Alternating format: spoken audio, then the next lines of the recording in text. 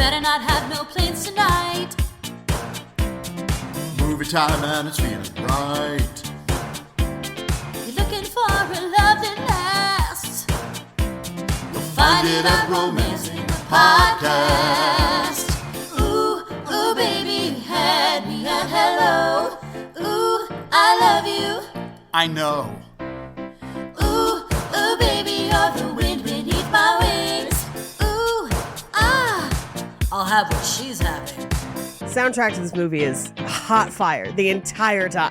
D'Angelo? Are you kidding me? Everyone born after the year 2000 probably has D'Angelo to thank for their conception. I wish I had lost my virginity to D'Angelo music, man. Ugh. Instead of ba-da-da-ba-ba-da-da-da-ba-ba-da-ba-ba. I just didn't like when the barker wouldn't stop looking at me. Come and see the vitamin dicked waterman fuck a lady. What was extra weird is when I went in the House of Mirrors and there was a girl that looked just like me. Thank you for tuning into Romancing the Pod. You had us at hello. I'm Paige Wesley. I'm Mikey Randolph. And I'm Todd Schlosser. And this week, Paige, you made us watch Always Be My Maybe. So was this the first time we had seen this movie before? This was my first time. Oh, really? Yes, I had never seen it. I pulled it, Todd. I had heard it was good from a number of other people, and I had been on an Ali Wong kick. I was rewatching a bunch of her stand-up, and I was like, man, you know what? I bet that would be fun. She's so good in this, too. And she's so good in... She's great. Bully? What is it called? Beef. Beef. That's right. She's so good in Beef on Netflix, which is also a rom-com we should watch. A rom-com. I did kind of root for them to end up together, but then the whole thing with the younger brother, and I was like, oh no. Oh, this is all so bad. I dated two sisters in high school. It's fine. They get over it. So I think Steven Yeun is in this movie for just like is he? flash Nice. at one point. Anyway, this is the first time I saw it, too. I love this movie. Yeah. Oh, geez. I've watched this movie probably 4 or 5 times. Really? I mean, I will watch it again for sure because I loved this movie. Oh, yeah, it's great. I put it up there with Forgetting Sarah Marshall of something you watch when you have like a sad day. Yeah. Yeah, I'd watch this on a sad day. Me too. Honestly, the Keanu Reeves stuff for like that 20 minutes is like, I could not stop So laughing good. ever. Mikey, I lost my mind. When he walked in, I just did not see that coming. I had no idea. And I've seen that gif from this movie. I didn't realize it was from this movie. I was like, holy shit, I've seen this shot 1,000 times on Twitter. I'm so glad I didn't get ruined for you. But like, It the didn't. first time I watched it, I was like, oh, that's amazing. It is amazing. And then when he punches Keanu Reeves eventually, I was like, hell yeah, I love this. I love where it's going. And then the Uber pool, he was like, he did that on purpose. He got us the shittiest option on purpose. And I do love that they just start making out and it like pulls out and shows you the driver and the passenger holding his groceries or whatever he had gone to do. It was so funny. This movie was just so funny and sweet. Oh, I love it. They have good chemistry. They think do. they co-wrote it, right? they did. They wrote it together. They did, but also there is another writer, I believe, as well, that may have done just a final pass on it. But yeah, so it's a collaborative effort, I would say. They have great chemistry. It's low stakes. It's funny. You know, it doesn't get on my nerves. It's pretty funny. It's safe. It's sweet. And like, I don't know. It's an easy watch and I enjoy it. No one does anything too dickish. No, I mean, I honestly feel like both of them need to grow in different ways.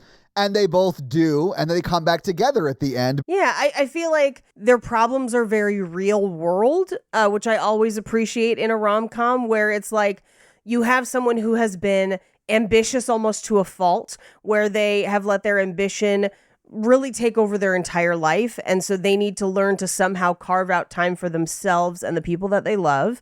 Yeah. But on the flip side, you have someone who has been content not being ambitious and not really investing in people and experiences and just kind of letting life happen. Yeah. And so it's like that person almost has to take the step forward to make the initiative for the relationship to work. I felt like they communicated, like when she's going out to the limo and she's like, I love you and I care about you. And if you want to come with me, then do. But if not, I need to know now. I'm like, thank you, adults saying what you mean. I cried, Paige. I loved that part. And he doesn't handle it well because there's still like 30 minutes left in the movie and it's not time for him to handle it well yet. And I feel like that moment is an important moment in the movie because it causes him to, I think, ultimately have that conversation with his dad that makes him grow. Yes. But man, I loved that. And I love that it wasn't like her ex came back and she wanted to be with him again and like all that stupid shit that we would No, normally yeah. get in this kind of movie.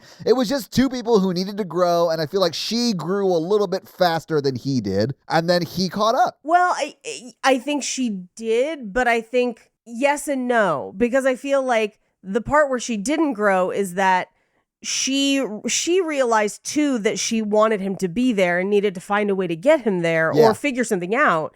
And instead of directly talking to him, she orders all that merch and makes a restaurant based on his mom. No, they don't communicate well. Yeah, which I do think was like, I didn't love that either. I saw her making that restaurant a mile away. Yeah. And I do think that's such a cool like capstone on it. It's so great. But here's what I hate about that. Here's what I hate about her restaurant. She doesn't own those recipes. Yeah. I definitely think if I she did wasn't think fucking about the that. son, they would be suing It'd be her. a problem. And that's not her San Francisco restaurant. That's the New York restaurant. Yeah, it should be the San Francisco restaurant. And I was like, just make it the San Francisco restaurant. Because like his dad and him are going to be like, oh, a restaurant like totally about our mom. And it's only 2,500 miles away. Yeah, exactly. I love having this awesome reminder of my mother who died before her time across the country from me. Judy's Way is just an $800 flight Yeah, away. absolutely. Here's what made me feel okay about it. Because it's a metaphor, because the mom's never going to be with them again, but will always be at a distance, right? Like, I get it. My thinking was this, because the way restaurants happen, usually if you're a successful restaurateur and you've opened a number of them, people will open them at different price points, right? So Sure. she has her super high-end one. This is not super high-end. And the one that's not super high-end is the one that you franchise and open more of. So I could see that too. Yeah, Yes, like definitely. yeah. He'll have to drive to the casino to go to his mom's restaurant. like we did for Gordon Ramsay. And that beef Wellington was, it was fine. I am making Wellington in September when you guys come. Please do, Paige. Wait, this is Romancing the Pod, not Horror Virgin. I was like, just plug the show. We know what day. I mean, we could do a Romance in the Pod meetup too. I mean, we're going to be in LA. We may as well have some fun. I'm planning on it. I just want to like nail it down before I tell people. Somebody that. call Rip Bottas. Get Rip Bottas on the phone. I've been emailing with them. like, please don't have people go after them. We're trying to figure it out. I mean, unless you're going to go after them and buy their books, then you feel free to go after them and patronize their business. But there is no way that Keanu Reeves didn't just wreck Jenny the second after they left in their Uber pool. Absolutely. 100%. I Yeah. thought for sure when they went out to get air that we were going to reveal that they had a quickie and came back. Or like we walk out of the restaurant and they're making out on the street or something like that. Yes, You know, something something like crazy that, like yeah. that. I thought it was insane that Keanu Reeves was essentially playing himself because the name of his character is Keanu Reeves. You know what Is I'm saying? Keanu Reeves, And he's yeah. such a douche. I was like, that's such a risk for an actor. I I think have it was fun great. facts about that because like they wrote him that way as a heightened version of like what people think Keanu Reeves might be like, and then sent him the script and he said, quote, he wrote back to them, "I would be honored to be part of your love story."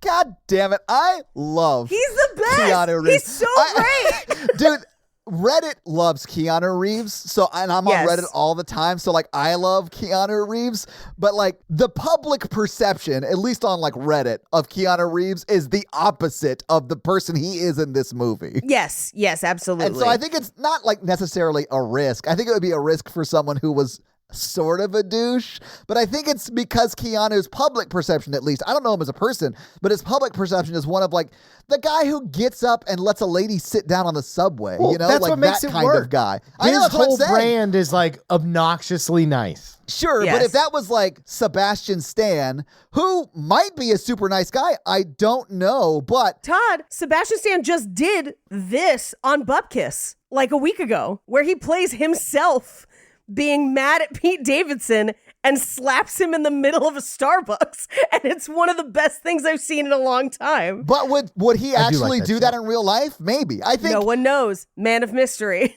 that's what I'm saying. I think everyone sort of knows Keanu Reeves isn't like that, so he can play a character with his same name as a huge douche, and they're going to be like, look at Keanu Reeves being silly in this movie. That's what I mean. I think it's great. I also low-key loved Hello Panic or whatever the name was of his band. Hello, Oh, Peril. the band was Hello, great. Peril. Randall Park used to like be a rapper for a while, but like a comedy rapper, I would say. Oh, yeah. I mean, but the songs in this movie are very silly and very fun. And they sort of, I mean, in like a comedy way, they sort of fucking slap. And I was here for it. Natalie was like, I don't like this music. And I was like, I could listen to a whole album of this for I would listen to a sure. whole album Yeah. of Hello Peril. I guarantee you that when he set up his own merch store online, it was helloapparel.com. Oh, that would have been amazing. This is why I'm in marketing. This is just a good, well done rom-com. Yeah, it's a feel-good rom-com. But it definitely does have more comedy beats than most rom-coms, and I think it works really well.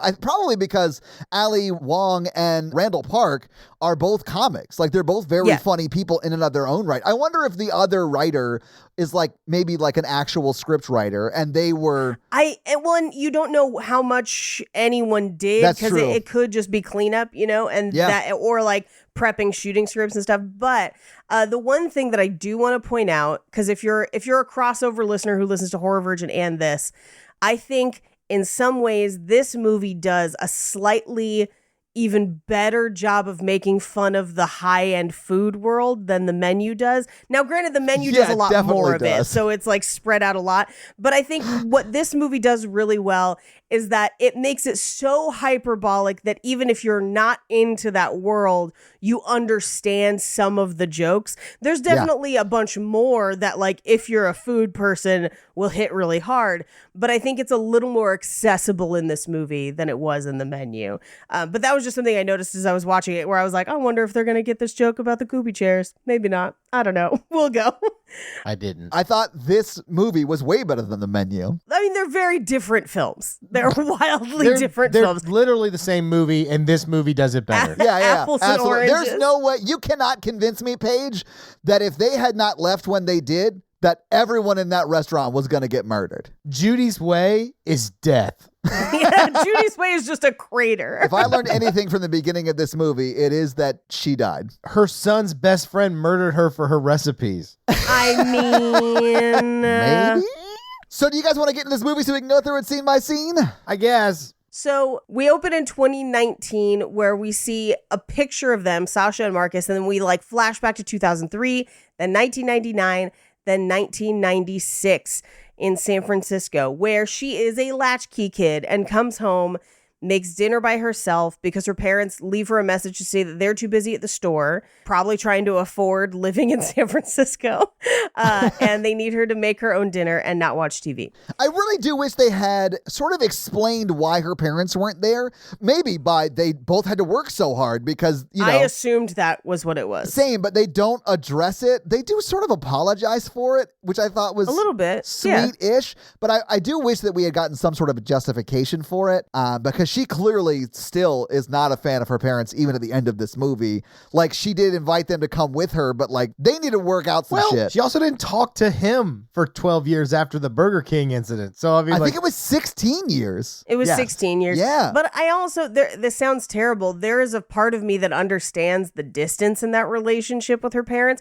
And it's unfortunate because I'm sure that her parents were probably, at least in their eyes, working so hard and doing everything to make a better life for her. And that's what they wanted. But it also left her very alone. Yeah. And that can create distance. And it's one of those things where, like, I understand both sides of it. I am very thankful that the next door neighbor who we will meet is Randall Park's family. Yeah. Where his mom, Judy, really kind of takes her in as a second kid. And I think it's because Judy is not blind to what's going on. She probably sees the parents leave for work every day. She's probably seen the kid come home every day. And so she kind of knows that she's alone over there and brings her over and teaches her how to cook. Kind of while they're spending time together in the house, because it seems like her son doesn't necessarily want to learn and she's an amazing cook. And so it's kind of like, hey, here's a kid that might want to learn.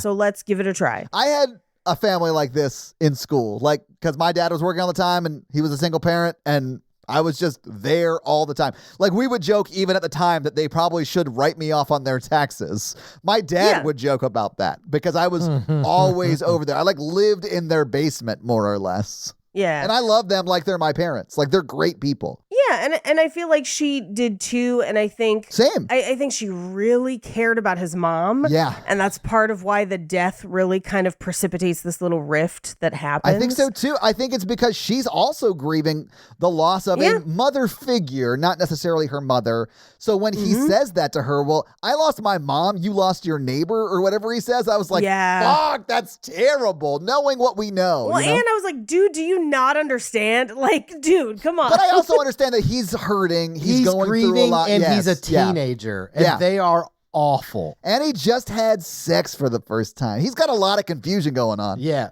She didn't like his side hug. He was having a lot of conflicting emotions. Yeah. It's Burger King. And listen, he had already had it his way, so he was like, do I need this twice in one night? We haven't gotten there. Let's get there because we have Okay. a couple things to get to Sorry. before we get there. Sorry. But anyway, so we cut through like a montage of her spending time at that house. And then after dinner one night, he asks his dad for money so that they can go out. Yeah. And her parents pay for them to go out. But this is what I was talking to Todd about before we got on the podcast. So this is 1996 in San Francisco. I would have been 9 at this time. I think maybe they're 12, maybe a little bit older than me. I definitely think they're older than 9, yeah. Yeah. The city at the time, fucking dangerous. Like, the idea that you would just let 12-year-olds loose in San Francisco. I'm sure people did, especially if you live in the city, but like, my parents would have never let me go out alone like that in the city. I know they lived in a specific, like, part of town. Yeah, they live in a nicer part of town, I would say. But the places that they go to hang out are kind of the more popular touristy spots that are not always as nice. Sure. Because there's just a lot of people there, or whatever. Yeah. They weren't going to the Tenderloin, is what you're saying. Yeah, no. The Tenderloin is the first place I ever got catcalled, and I was 11, and I was with my parents. Oh, Jesus. Yes, dude. That's what I'm saying. You wouldn't just let kids go in San Francisco. One time, I watched a movie about San Francisco, and it like changed my life. Was it The Bridge? Because I had to watch that in college. Yeah, but I accidentally watched it because I was like, I didn't really know what it was about. Yeah, I've seen The Bridge. Yeah, it's dark AF. Yeah, I was in college. It shook me in a way that I don't think film should. They made me watch that in my homicide and suicidology class for I briefly had a criminology minor.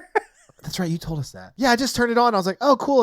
I love documentaries. And then I I was love like, the Golden Gate Bridge. I can't wait to learn more about Such it. a dark- That's not what it is, guys. Dark documentary. my psychology major, and I watched it accidentally, and I was like, oh, wow. Yeah, no, so I had a similar experience with a different movie, but it takes place in San Francisco too, and it's about this guy who has to like sneak into Alcatraz because he has to go stop a terrorist from attacking the San Francisco. Yeah, so like he has to work with old James Bond to break it. I think it's called like The Rock or something. It's The Rock. It is definitely The Rock. Yeah, I was joking. It's not The Bridge, it's The Rock. 1996. Okay, it was filmed the same year. So they're like 10, 12-year-olds running free in The Rock's San Francisco. But like The Rock isn't real. Like they weren't in danger of a terrorist attack from Castor Troy from Alcatraz. Is real, Todd. I'm not saying Alcatraz isn't real. I'm just saying that The pier isn't real. Anyway, I just like, as someone who knew it at that time, I was like, oh no, but they live, so that's great. As they get older, we see them kind of hanging out. I do love them dressed down as teenagers. I think that's hilarious because great. they make the bare minimum of effort where they're like, we're never going to pull this off convincingly. So, Give Allie braces and put Randall in a hoodie, I guess, and it'll be fine. it will be fine. And this is the first time we hear about his band and that he's in a band. Yeah. And as they are fishing off one of the piers, his dad comes to find them because it turns out there's been an accident and his mom has passed away. Yeah, but leading up to that, like that montage from them as children to them as like the actors that are gonna portray the characters the whole time, it is like they have been best friends their entire childhood. Yeah, their entire lives. Did you have a good girl childhood friend, and then you had to get to the age where it was like, Yes. are we going to have to hook up or not be friends or what's happening here? Yes. And for me, we did kiss, but I lived in a different state than she did. So we never went any further than that. And we're still friends. Like, I love her. She's great. But like, no, she's married, kid. Like, she's doing great. But no, it just didn't work out because of distance, honestly. Although, honestly, had we dated in high school, knowing me, it would have been terrible for her. So Well, she would have dodged had the bullet. to, have the other 4 guys there. So Exactly. And listen, who needs that noise? Was there someone like that for you, Mikey? And can we reach out to her? No, not really. I know for a fact I am that for someone else. I'm not going to give any more information than that, but every few years I get a message from them like, hey, how are you doing? Like, what's going on with you? They were a couple in like high school or whatever, and like we're still friends. There was a girl like that for my brother. Oh. They were like inseparable. which brother? My middle brother. Yeah. She's married now. Good, because Kevin would not be a good choice for her to marry. Well, and she wouldn't be a good choice for him to marry either. yeah, Because yeah. we should say, just in case you don't know, Mikey's middle brother is gay. He's a happily Yeah. gay man. Yeah. He's having fun at EDC right now in Vegas. Oh, from the little I know of him, I bet he's fucking loving that. When I was 12, my 3 best friends were 3 girls at the time, and it was one of them for me. It was Laura, Terry, and Jacqueline were the 3 girls, and Laura was the one that I was like in love with at 12, We kissed in a treehouse, and then I went home to Nashville, and we never spoke of it again. I think I was 13 at the time. She may have been one of my first kisses. How many other guys were there? It was just the 2 of us, yeah. So you did understand what romantic interactions are like and then conveniently forgot it in time for high school? Paige, it was the night before I went back to Nashville for the school year because I was there for the summer, and I had snuck out of my room to go spend time with her. We went to her treehouse, talked for all night, kissed. I went home and then went to Nashville. Never spoke of it again. There was a girl I met at Myrtle Beach. I don't remember her name. Like, God. These are very different vibes. I just want to point out right now. I'm gonna tell you, unknown. I think it was Kristen. I think you were the hottest girl at the time I'd ever kissed. I don't know what that translates to as an adult, but like you got me through some rough times. Lady whose name might be Kristen. We had the chemistry. And Mikey's not like a name person. So like he could probably I remember. No, I wouldn't remember the face. I mean, but I bet you remember what her face looks like. What's a vacation if you don't fall in love and then come back? I love that you told that story right after I told you like my childhood falling in love for the first time story. Before you really know what love is, like that sort of love. Like I didn't love Laura. She didn't love me. It wasn't like that. It was like very childhood, like camp love, that kind of thing. And then Mikey's like, I made out with some chick I think named Kristen at a dark time in my youth. Thanks, lady, might be named Kristen. I was 16. It's Myrtle Beach. It's not a dark time. It's the brightest time. It's America. There was a couple of girls from youth group that I was like in love with that we were very, very close. And then tell me everything. One recently got divorced. So hello. Mikey is single. Anyway, so it's super sad. We cut to their house for the funeral. Oh, fuck. We did all of that sidetrack after the dad said his mother died? Yes. Good Lord, we're terrible people. This movie's wonderful. She's not real. She's a character. The character died. We didn't- Sure. I'm just pointing out again. We got We her are recipes. terrible. It's fine. Yeah, when the dad goes up there and they're fishing and he's like, there's been an accident. Your mother died. Randall's character is very sad, but Allie's like, shit, where are those recipes? Yeah, oh no, I'm going to have to find out if they're by the coffee filters. Always have an exit plan. Yes.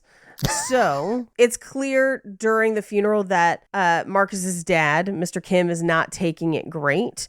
And I think Marcus feels like he needs to kind of take care of him. But I think in some ways that's his way of avoiding grappling with his own grief, is by kind of channeling that grief energy into helping somebody else, which his dad brings up and kind of confronts him about later, that I actually really liked that this movie does. I love that too, man. He's like, I think your mom would be sad if she saw that you were doing this and not living your own life. I was like, probably very difficult to hear that, but it's very true. And the dad clearly just wants what's best for him, Yeah, absolutely. But we cut to after, and Ali Wong and Randall Park are hanging out, and they are listening to D'Angelo in his car. And of course, it's the "How does it feel?" Like, it's the one D'Angelo song one everybody D'Angelo- knows. Yeah. I do love how she's not singing it, but singing it. I love that so much. She's like, it doesn't matter the words. It's all about like tone and like feel. I was like, that's partially true. Also, that music video was sexy as fuck.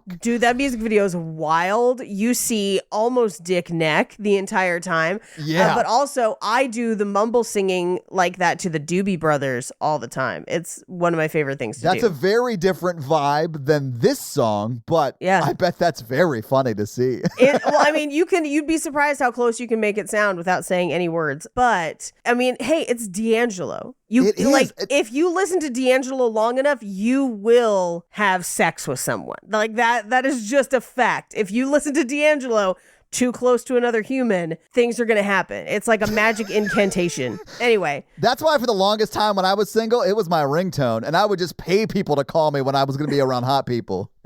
just like playing it yourself, like looking like, hey. Hey, you no, okay. You walk by a What? nunnery and someone calls you, you're like, oh God, I got to answer quick. How does it feel, Sister Mary Clarence? Yeah. But I am the straightest dude ever. That music video is sexy though. Like it is, like the song is super sexy anyway, but it's just like him literally naked. Yeah, oh, but just singing his heart out. Yeah. Like from his heart to his dick and balls. Just like singing it out. He's definitely pulling some feeling from down under. Oh, yeah. I wish you all could see Mikey's face. It's amazing right Mikey, now. have you never seen this music video before? I have. Yes, thank you. Would you not classify it as sexy? It may not turn you on. Like, it doesn't turn me on, but, like, it's a sexy music video. Yeah, like a lot of music videos back then were like, Yeah. This one is exceptional, though. It is the one that stands out from the time for certain. Yeah. Frankly, I'm shocked Todd had heard of it, but I'm glad so that now we can talk about it. No, man. This was like, D'Angelo has a special place in my heart. Let's just say that. Yeah. Yeah. do you have a heart on for D'Angelo? Yes. You could say I do have a heart on for that song specifically, but largely because it works so well. Oh, it's a very sexy song. Yeah. So she kind of, I think, having a lot of conflicting emotions, kind of caught up in the moment, she kisses him and then is like, oh my God, I'm so sorry. I don't know what I was doing. And then he kisses her back. And then we get what I would say is the most realistic Paige. movie version of car sex that has ever happened. And I love loved it so much. I felt so seen when he's trying to let his seat down and it goes kunk, kunk, like it like hits twice. I was like, yeah, I'm that kind of clumsy. Like this has definitely happened to me. My favorite was when her combat boot, which Doc Martens in San Francisco in the early 2000s, that was my jam. I just unpacked my collection at the new house. But when her combat boot gets stuck in the ceiling of the car, Yeah. I was like, yep.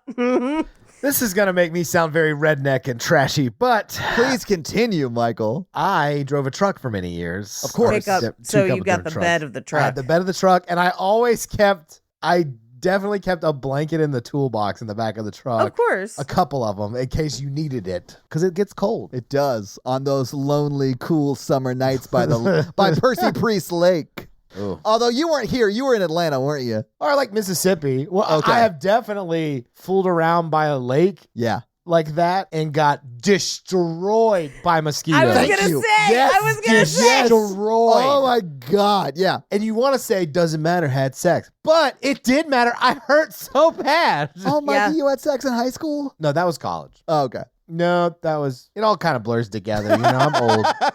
My high school girlfriend and I definitely had that experience at Percy Priest Lake where we were like making out one night and we were like, this is terrible. Let's go in. Yeah, I remember one time when Jake and I were in Texas visiting his family, and we had to rent a truck to drive where we needed to. Because you were in Texas, right? And you wanted to fit in. I get it. That makes sense. No, we yeah. were in the backwoods, and so we had to have something that could get over. You have to like off road a little bit. Anyway, so like I was like, hey.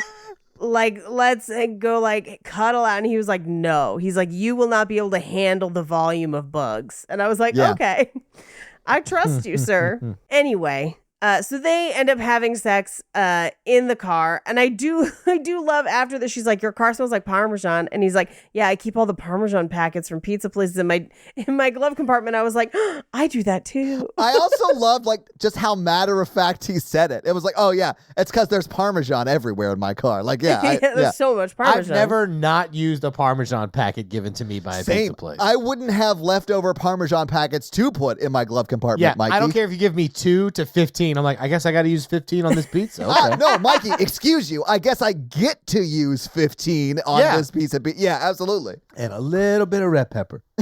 I also love that she's like, where'd you learn to put on a condom? And he was like, this lady with a banana. And she was like, did you practice at home with bananas? And he's like, I didn't need a banana at home.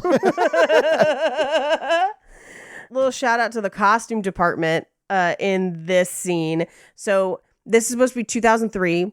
And his shirt is for Amoeba Music Berkeley, which was still around in the early 2000s and now no longer exists. So, like, I have an Amoeba Berkeley shirt. Oh, cool. I think my sister probably does too. But yeah, the fact that they found an Amoeba Berkeley shirt was pretty great. That's great. That was very fun. So they decide to go get food after, and they're at Burger King, and they're kind of being weird because it's this like, we made this step and we're not sure how we feel about it, and we're teenagers and can't quite express our emotions. But he basically says, he's like, I'm not really going to college. And she's like, why? And he's like, look, my mom just fucking died. Like, I gotta deal with that. And she's like, hey, I lost her too. And he says, she wasn't your mom. Yeah. And he's like, it's not my fault your parents didn't care. And I was just like, oof, because I don't think that's true. I think her parents did care, and it's just tough sledding, and, you know. Yeah. It's brutal. Yeah. But that's not the right thing to say. No, it's definitely not. But I mean, it's very common for teenage boys to lash out when they feel very sad. Yes. Yeah. Male depression can be very outy. Yeah. So we cut to 2019, and we're in a fancy restaurant. She is the head chef and is kind of examining everything. And as she's talking to her assistant, played wonderfully by Michelle Buteau, they're talking about how she's going to open a new restaurant in San Francisco and how she doesn't want to talk to her parents. She doesn't want them to pick her up at the airport. She's kind of avoiding them, but she's kind of like just showing up to do her restaurant and leave a couple weeks later. Yeah. I think it's like 2 months. I think she's staying there 2 months, maybe. It's 2 months till the restaurant opening, but I think before her boyfriend drops what he drops in the next like scene or two on her, I think she was only going to stay until the opening. That's her fiance. It's not her boyfriend, which is worse. But yeah. It's worse, yeah. Yeah. So we do see her and her fiance on the red carpet, and they seem very happy and very together. My buddy from Lost. Yeah. And then we cut to them in the limo afterwards, or in the car going home, and they just aren't even really talking, not connecting. Everyone's staring at their phone. We cut from there to Randall Park and his dad, where he's like smoking weed and dancing, and then challenges his dad to a dance battle, and his dad does dance battle with him. I loved that. their relationship. Me too, Paige. I loved it a lot. It was so great. Yeah. So we do get a shot of him injecting him with what I suspect is insulin. I would assume so. They don't address it, but that makes sense. Right. Yeah. We cut back to her in her very, very fancy home, or wherever they're living at the time, because she seems to kind of move from place to place, where she's proposing black flowers for their wedding. And she's like, I'm going to make this popular like fish sauce ice cream. And I'm like, oh, that sounds terrible. It does sound terrible. I mean, but here's the thing though, there's garlic ice cream in Gilroy that is surprisingly not terrible, so like, who knows. Anyway, he then springs on her, I want to postpone the wedding because I have to go to India with this other chef, and you go open your restaurant, but we'll be alone together because we'll both be alone. Yeah. It's BS. It's total BS. Oh, I mean, we find out in the next scene that they literally just break up, or he breaks up with her, honestly. Well, he does. He pulls a Shiv Roy and proposes that they have an open relationship for the next 6 months, is what he technically does. Yeah, That's I guess you're right. But to me, that's a breakup. Like, I'd be like, oh, okay, then we're just broken up then. Okay, cool. I mean, that's not what she does, because we do see her actively break up with him later. But like, yeah, you know, depending on what your relationship is, that's something you talk out amongst the two of you. Anyway. Shiv did it on her wedding night. How brutal is that? Oh, so brutal. Spoiler, Mikey. I know you haven't haven't seen it. It's so good. What Watch show it. is it? Succession. Oh, yeah. Well, it's gonna go behind the new season of Ultimatum. Mikey, when I sent that picture of that coming out, I was like so excited. It's gonna be awesome. Ultimatum is, I think, the most toxic of the Nick Lachey shows. It Or as I call definitely them, is. The Lachos. The The shows. shows. His revenge against dating and reality TV. He's so mean. Can we just, like, before it comes out, because we've still got some time, right? Can we watch, like, one good show? It comes out Wednesday, so unfortunately, yeah. I'm not gonna be. Yeah, able to do I don't have time. Yeah, I don't have so- time. I do sort of wish it was on Stars because then I would have a reason to get Stars. But yeah, I just like, I need Stars to make really trashy reality dating shows. yo, same. Anyway, so they essentially are going to see other people for 6 months. And she tells her friend about that at the restaurant the next day and then immediately goes to cry in the walk-in freezer. Yeah. Very funny scene. It is very funny. She does say, she's like, I'll just go to San Francisco. I'll do all the fun things. I'll see the albino alligator, which is a real thing. It's at the California Academy of the Sciences in Golden Gate Park. There you go. I would like to see that. It's pretty cool looking. Anyway, we cut to one of her sous chefs from the line comes in to get oyster sauce and she just says, never give anyone your heart. Anyway, we cut to San Francisco where Randall Park's character and his dad show up to do a heating and air job. And it turns out that it's her house and that Veronica, her assistant, has hired them knowing that it would be them. So everyone's kind of trying to set them up, which I do think is kind of fun. But this is where she says hi and he's like, oh my God, you lost all your piercings. And she's like, not all of them. I love how she held that stare. She's the best. She's so It was funny. so funny. You lost all your piercings. Not all of them. I do love when Allie calls her on like, I mean, you don't have to set me up. Like she was like, I didn't know he worked with them. And she's like, it's called Harry and Sons. Yes. And she was like, oh, I thought it meant like son, like S-U-N. Like My in bad. the sky. My bad. I thought it was so fucking funny. Michelle Buteau is hilarious in everything she's in. She is always great.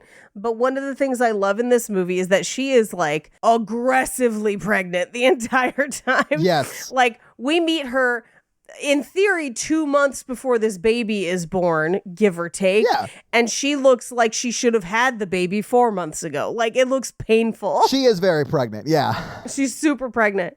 Anyway, so Sasha is there and she's not super happy that that's who they hired because she was not looking to rekindle this relationship, I would say. No, she definitely wasn't. I think she was very hurt by what happened in the Burger King, just like most people are when they go to Burger King, and she never wanted to revisit it. Anyway, so we cut to her sitting at the table talking about what her new restaurant's going to be, and she's using her phone voice, and he is helping to install one of the ducts, and he's just like, you sound like Count Chocula. Like, stop using your phone voice. And she's like, it's not a phone voice. Yeah, he's sort of accusing her of being fake, more or less, on the phone. Yes. I think this scene's hilarious. And then when he does the impression of her, she's like, you sound like Count You Chocula. sound like Count Chocula. Yeah. Or Chocula, of course. Yeah, he's not a Yeah. serial character that throws things at people. But No. she is like, I don't have a phone voice. That's ridiculous. And then her like assistant, I honestly didn't know what the other person's job was. But Veronica. But like she comes in and says something about the restaurant and then she starts to go away and then Allie says the same thing like ta-ta or whatever and she goes, don't use that phone voice on me. Yeah, don't use your phone voice on me, bitch. I thought it was as so she funny. walks away. I loved it. It was great. But as Marcus, who's Randall Park, and his dad are leaving, his dad is like, oh, hey, the band is playing. You know, you should come to the gig. Let me get a flyer, because his dad is awesome and supportive and great. Yeah. And she's like, okay, well, my schedule's busy, but if it changes. So they leave, and he's like, I'm surprised you lost touch. I thought maybe you guys would always end up together. Yeah. And he's like, just stop, Dad. Meanwhile, we cut to them that night where she finds his band's website and he reads about her in Food and Wine magazine online. Yeah. And he goes under his bed into a shoebox where he finds the little picture keychain of the two of them when they're kids, which is It's very, so very cute. sweet. It is super cute. Yeah. He's just like reminiscing when they were friends. Yeah. Yeah. Yeah. And it's almost like he has this look on his face like he's gonna like, oh, maybe I'll win her back. But then he doesn't really act on it. But this movie's it's like foreshadowing and dropping in like, hey, maybe those feelings are still there. Yeah. So we cut to her restaurant. And one of my favorite things about this is that they're like, we're highlighting original architecture. And then they're just taking it to the studs. Like there is no preservation of the original architecture. I did think that was very funny. But then they're organizing the tables and she's like, and gooby chairs, which gooby chairs, by the way, are like the fancy chair that's in every fancy restaurant that's kind of like cups your butt. Ooh. Like if you look it up, you'll be like, at most bougie offices and some fancy restaurants, there's gooby chairs. Yeah, I Googled gooby chair and it looks like every overpriced chair I've ever seen in my life. That's right. Yep. It looks like it would be about as comfortable as this $49.99 office chair I bought on Amazon. But the one I'm looking at is $2,000? Are you serious? Okay, sorry. Please go on. It's the same chair. It's just sold at West Elm. Yes, exactly. A Restoration Hardware. Yeah. Anyway, her parents show up at her restaurant and they're just like, who picked you up at the airport? Like, why didn't you tell us you got here? And she's like, Veronica told us. And she was like, great. So Veronica is clearly pulling some strings of like, hey, we're going to be home in San Francisco. You need to connect with your family and reconnect with these other people, which is a little intrusive, but ultimately I think works out well for her in this movie. I agree, but I thought it was a little intrusive as well. Yeah. We do find out that her parents are hosting a birthday party for her nephew or cousin, I think. But I think what this serves to show is that like, now her parents have the ability and the freedom to shower affection on a kid that they probably would have wanted to for her. That's what I thought had they too, had the man. means. Yeah, I thought that too. I wish we had gotten more of an explanation as to why they didn't spend much time with her as when she was a child. Because they didn't. That's a plot point. That's not her misremembering it. Yeah. That is what happened. And there's just no explanation for that. And we do see them try and make up for it, but there's no reasoning behind it. And that's one hole I wish we had in this plot. Yeah, the only thing I think about it is that if you spent the time to do it, the movie would be too long. Maybe. So I understand why that's the part we lose, but yeah. Anyway, we cut to her home later that night where she's in the kitchen having dinner alone and has cooked this like whole meal for herself alone. Yeah. And sees the flyer for the band's show and decides that she's going to go. We cut to the club where in the green room, the band is having like a band meeting before the show. And Quasar, I believe, is the guy who handles the merch. And he's like, t-shirt sales have been fire. We sold 9, 2 got sent back. Guys, selling 9 shirts at one show, especially that size show, would be a huge get for them. Like that would be big. I've been there.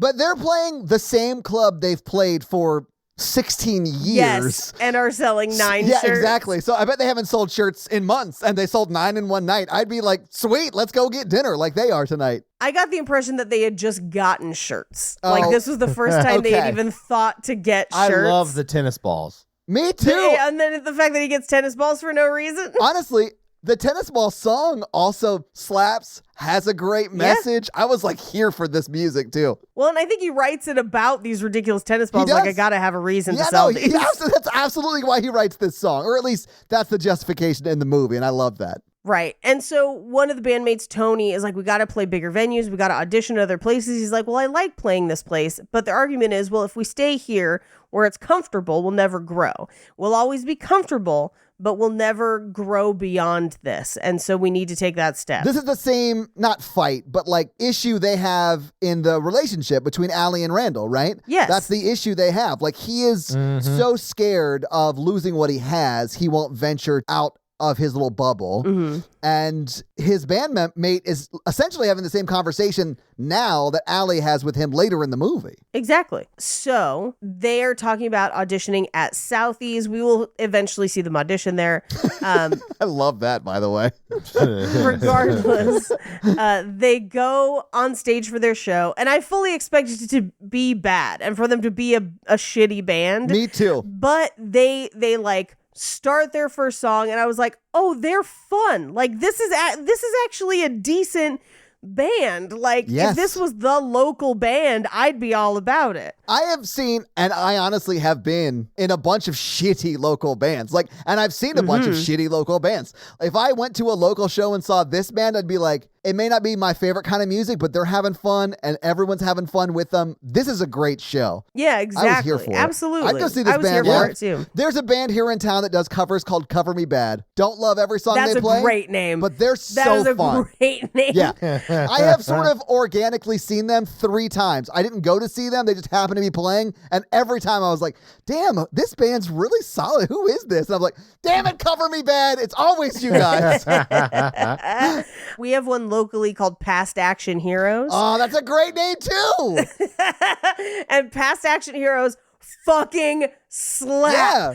Get started on your resolutions with Factor so you're ready for the new year. Factor's ready-to-eat meal delivery takes the stress out of meal planning and sets you up for success in the new year. Skip the groceries, prep work, and the cooking fatigue. Instead, get chef-crafted, dietitian-approved meals delivered right to your door with over 35 meals to choose from per week, including options like keto, calorie smart, vegan plus veggie, and more. Plus, over 55 weekly add-ons. You'll have tons of nutritious and flavorful options to kickstart your resolutions. Factor now offers like a load of snacks. In fact, we just got some of these like smoothies that were really great. They have a banana chocolate smoothie that like I drank way too much of. It was so good. And even better than that, when things get hectic, Factor's like flexible. So you can change up your order every week with plans from like 4 to like 18 meals per week. So you can like have a bunch of meals or just a few meals depending upon like how many times you need meals that week, right? So it's great. So head to factormeals.com/romancingthepod50 and use code romancingthepod50 to get 50% off. That's code romancingthepod50 at factormeals.com/romancingthepod50 to get 50% off. Anyway, while they're watching, they're having a good time. And I love Michelle Bateau was like, I didn't know I could still squat. Yeah. And then, She's just and like, then Allie's like, don't though, just in case. don't drop a baby on this dirty bar floor. Exactly. Then we cut outside where they're talking about like what the baby shower is going to be. And as they are, Marcus and the rest of the band come out and they're like, I thought you couldn't make it. And she's like, well, I stopped by because like things cleared up. And she's like, you guys are so good. And he's like, yeah, we sold 7 shirts. And then Michelle Bateau goes, who are you, Old Navy? And I was like, yes. Stop it, Michelle. Stop being wonderful. She's funny in this. She's so great. Yeah. Anyway, so she leaves. She's like, I've got to go make sure I haven't dropped my placenta. But everyone else is like, so should we get some food? But then his bandmates are like, yeah, no, because as soon as they agree to get food, his girlfriend screams and comes out to hug him. And literally the band disperses. Yeah. They're just like, I want no part of this. It's like someone yelled scatter on the street. And they did. Yeah. Well, and I love that his one reason is I have to go vote. And they're just like, Yeah. gone. I love how later he can't remember what his excuse was. Yes. But yeah, in the moment, he was like, I got to go vote or something. Well, yeah, he doesn't want to go to Chewy's with these people. Well, I think he also I don't think he wants to go with them, but I also think he doesn't want to taste her cooking because I think maybe he's fallen into that trap before, which she volunteers for what I would say are petty reasons. Because I think she wants to be like, oh, yeah, no, let's see what you can cook. Well, because she was going to go. And Randall's like, well, Allie's going to go home for the night because she has to go do something early in the morning. And then she's like, oh, well, I was going to see if you want to come over and cook, and I'd cook for you. And she goes, oh, I don't have to be up that early. And then does a smile that very clearly says, oh, this is going to be fun. And this is going to be good. I recognize that petty smile. I see it in the mirror often. We will find out what she cooked is Vienna sausages. And in my notes, it just says Vienna sausages in something, but we will find out that it's some sort of noodles plus ketchup plus matcha powder. And I was like, oh no. Yeah. That's not good. It looked terrible. And man, it looks terrible. Them both tasting it was funny because Allie does the nice thing of like eating a small little piece, but you can tell it's gross because her face, and then she immediately drinks something. But Randall like is spitting the food out. Like It's just, this scene is so comedically perfect. Yes. It is good. And she asks, like, how'd you guys meet? And she was like, well, my community youth group was protesting the trafficking of tropical birds at this one thing. And the band was there. And she's like, and I was polyamorous before we got married. And she's like, whoa, you're married? You met 5 months ago and you're married? Right. And she's like, not in the heteronormative sense, but just spiritually and sexually. And she was like, oh, okay. All right. So made up. Cool. And he's like, not legally in any way, shape, or form. No. Yeah. No. But then one of my favorites, she's like, we got to be more conscious of the world. And she's like, these are Paula Deen plates, the racist butter lady. And then she just goes, that's why I stole them. I thought that was so fucking lost my funny. mind. I was laughing so hard. I was like, all right, you're not all bad. All right, no, Jenny, I mean, okay. She can't cook, and she is a very specific kind of person, but I sort of love Jenny in this movie. She has a wild, chaotic energy. Yes. Yeah. Would you love dating Jenny? No. But I would love it if you dated Jenny. I have dated Jenny. Mikey, I've dated Jenny. And now I'm like, I don't know about this. Yeah. It lasted about 5 months. 5 months? The sex was real good. The sex always is really good in that kind of thing. That's the thing. Yeah. They're always talking about like the vibe and stuff. You guys know me. I'm like very not a hippie, but I did go to a crystal shop with her. Tell me everything. Were you alarmed by how expensive they were? Because I was in a crystal shop recently to buy something for a friend, and I was like, wow, this is a racket. It is a racket. Yeah. Yeah. She read my tarot. I see you spending way too much on crystals that won't do anything in the near future, Mikey.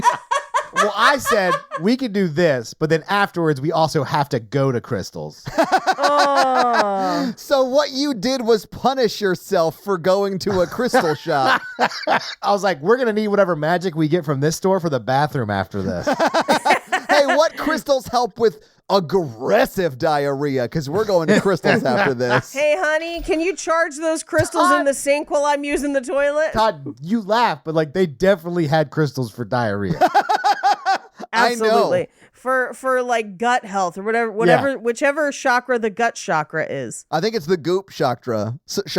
No, she's definitely the pussy chakra is. She was very nice, but I was like, I'm like settled. You have to take the crystal out before we have sex next time. No, I'm just like, I'd like to buy a house in the next 3 years. And she's like, I always want to be free. And I was like, okay, yeah, that's groovy, Free baby. of like walls or... I don't know. I'm just like, what do you mean?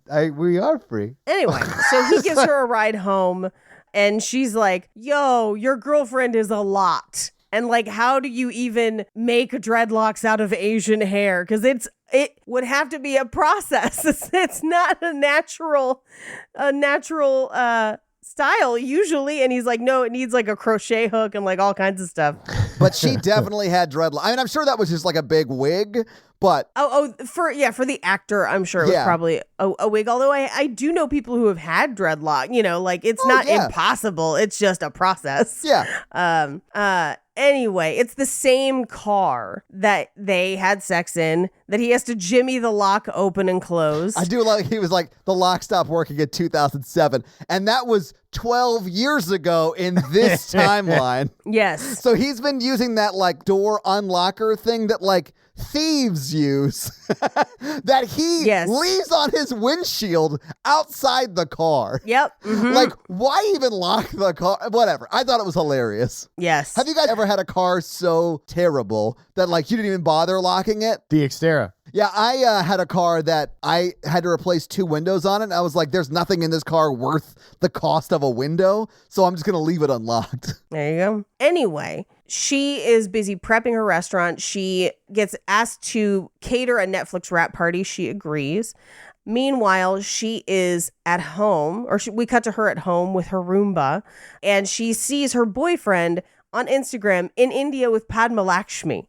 And which, of course, is, I think, frustrating for her because she's like, I know we're seeing other people, but it seems like you deliberately planned to do this.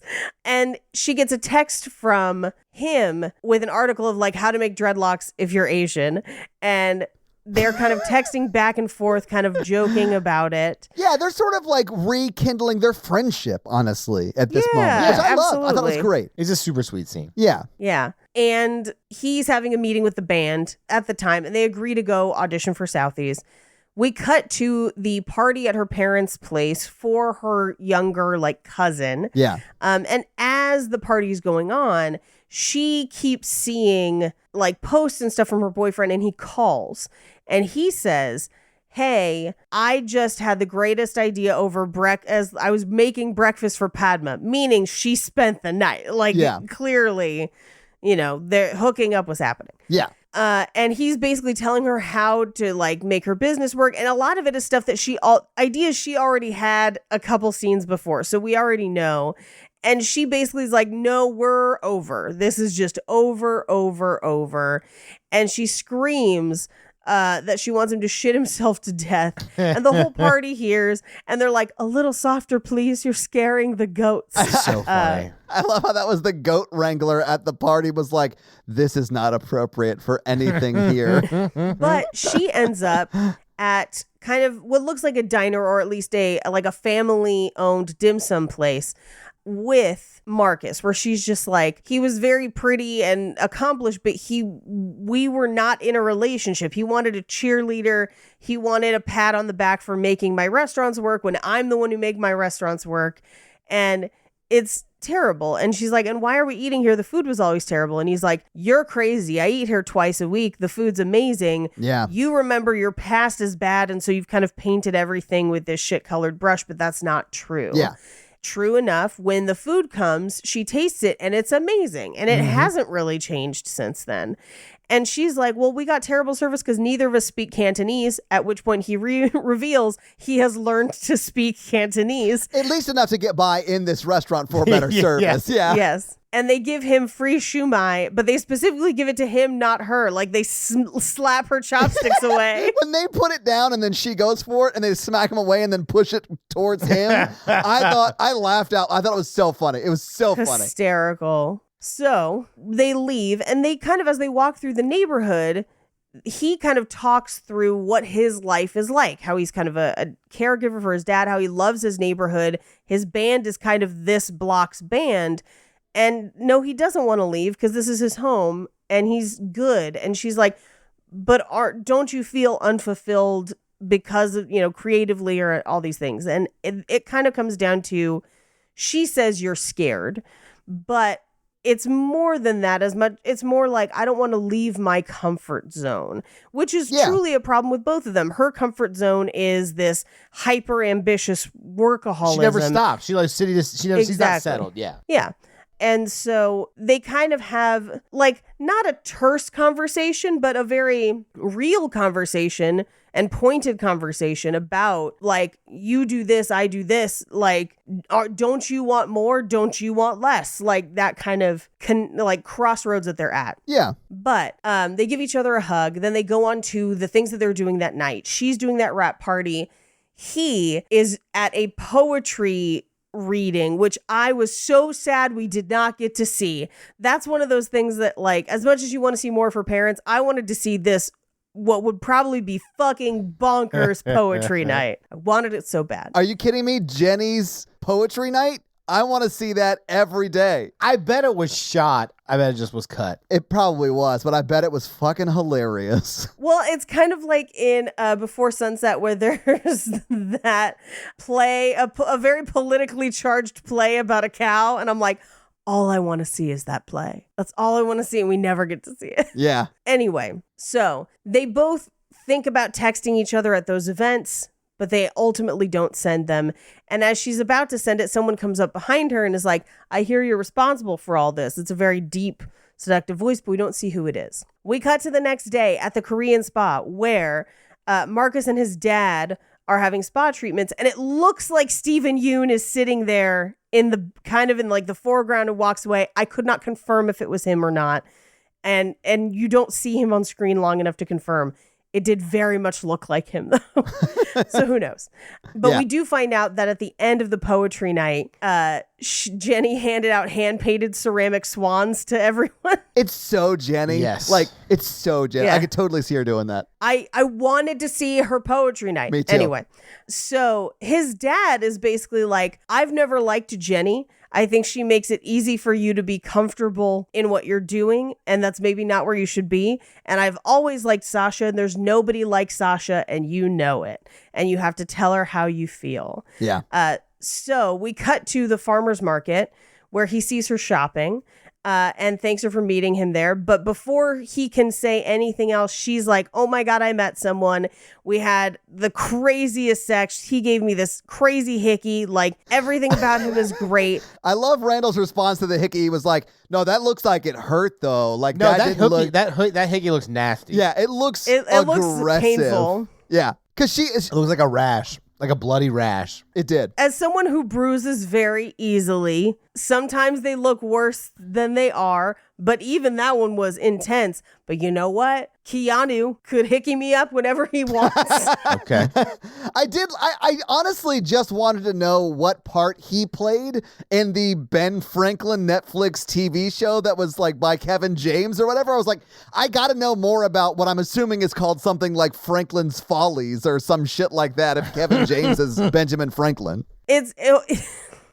Yeah, it's all about the syphilis years, I think, maybe. Yeah, it's gotta be, right? Yeah, Him just banging half of France when he was there as an ambassador early on? exactly. For sure. And I'm wondering, yeah, like maybe Keanu Reeves was like George Washington or something, and it's just like super stoic. Love it. I just want to see Keanu Reeves, black beard, white puffy like Yes, wig. exactly. You know what I'm No saying? changes. Yeah. But except for like the colonial powdered white wig on. Yeah, and they're like, hey, you killed his right to taxation without representation. Do you know who the fuck you've just messed with? Anyway, so she's like, well, what were you going to say? And he's like, oh, I was just going to invite you to dinner. And she's like, let's do a double date and you can meet him. So we go to this restaurant. It's a fancy restaurant. All three of them are waiting. He has overdressed while everyone else has dressed cool but understated. Yeah. And they're waiting for him to arrive. And she's like, there he is. And it's like straight out of John Wick Keanu Reeves, like unmistakable Keanu Reeves. Like I guarantee you that he just came from John Wick's set. Like John Wick 2 was filming. He walked over, did his 3 scenes, and then walked back or The some song shit. selection, the wardrobe, the vibe, it's all perfect for this walk-in scene. It is. And I love that she gets up and takes a photo of them realizing that Keanu Reeves is her date. So funny. I love her character so much, largely because I'm that level of petty. My favorite was when he got to the table and they're like rubbing their faces together, like not even really kissing, but rubbing them. He's like, I love your eyes. I love your spirit. I love your heart. I love your toes. I love your thumbs. I love your thumbs. I was like, oh, there's a story there that is pornographic. Oof. I love your thumbs. But he basically, he is Keanu Reeves playing himself. And it's just like, you know, this is my suit. It was custom made for me. I didn't know you wore glasses. I don't. There aren't even lenses. I'm preparing for a role. Like, I love when Jenny went over and hugged him, and then, I don't know, he says something that like is circular speak, like it doesn't mean anything, and she like steps away crying, like she has Yes. a tear on her cheek. my favorite is the waiter comes over and he's like, hello, Charles. Do you have anything that plays with the concept of time? And he's like, yes, we have a selection of sous vide meats with sound, the sound of the animal that you're eating, so you can feel the life to death cycle, and everything on the table is edible. And Randall Park is like, the napkins? Is like, not the napkins. Don't eat the napkin, Mark. So I was like, He's like, he said everything on the What table. do you want me to do? Dude, when he said that you could listen to the animal that you're eating, I'm like, oh, I would openly weep at this meal. And, If the meat was good, I'd weep. and Keanu just looking into the sky and yelling, I'm sorry, while he's eating it with headphones on was so fucking funny to me. So funny. Oh my God. Well, but the fact that he's like sitting there pensive and then is like crying and is like, I'm sorry. And then immediately goes back to eating. And then just quietly goes back to eating. I've come to terms that I'm eating intelligent, emotional animals. Same. And honestly, I don't like to think about it because it makes me sad. I don't like to think about it, but I do get hungry. Yeah. Speaking of that, Taco Bell closes soon. We got to move on. I know. We're actually motoring along. So Yeah, we're moving along. You I'm son of a sorry. bitch. You I'm son of a bitch. sorry. I'm sorry. But they have like fish dandruff, clear asparagus soup. There was like a monochromatic dish that was just all black. And then there was the flavor of Caesar salad, which was just like water with the Caesar salad ingredients It in was it. basically the menu from the menu. Yeah, Randall is me if I was at the restaurant from the menu and he's just like taking the piss out of every dish. It was very funny to me. Well, have you gone to like a high concept restaurant like that before, Todd? No, I don't think I've gone to like really nice steakhouses where like No, well, steakhouses, you get the steak. yeah, No, but, exactly. like, I have that's not where gone. you go if you want fancy and to get full. Yes. But like Yeah. Sean from Sean's Couch used to go to like a high concept restaurants like that where they would use all the bubbles. That does not surprise me. I mean, here's the thing. I like doing it for the experience, but you know that A, you're not going to eat a lot. You're going to have to eat later. And it is more just to like think about the innovation to create the tastes or textures. If Yeah, that it's more makes to brag sense. about later on. Sure. Yeah. No, I get it. Yeah. It's just not for I mean, me. I'm interested in the technique because like I cook and shit, Yeah. you know. Well, I mean, yeah, it's cool. It tastes weird or good, and then like afterwards, you do are Weird like, or man, good. we need to get McDonald's on the way home. Well, that is the thing. It is either good but weird, where you're like, this isn't bad. It's just unusual. Like Todd's kissing. Yeah. Or it's the best thing you've ever tasted, but they only gave you a bite of it. And you're just like, oh. That's my style. Yeah. And then afterwards you go to In-N-Out or whatever. Or you could just go to In-N-Out. Anyway, they end with lavender sugar bubbles, which I have had a dessert like this, and it's really cool. Yeah. Like, and it tastes good too. Like it's like candy-fied. It's fun. Anyway, so as they're kind of wrapping up, Keanu was like, so Henry, and he's like, Marcus. My name is Marcus, because he doesn't even remember his name. He's like, I hear you're in a band. And she's like, yeah, they could be really huge. Like right now they're small, but they could be amazing. And then Keanu says this nonsense about like, that's what it's about. The toil. Laboring in obscurity, the toiling and embracing mediocre nothingness.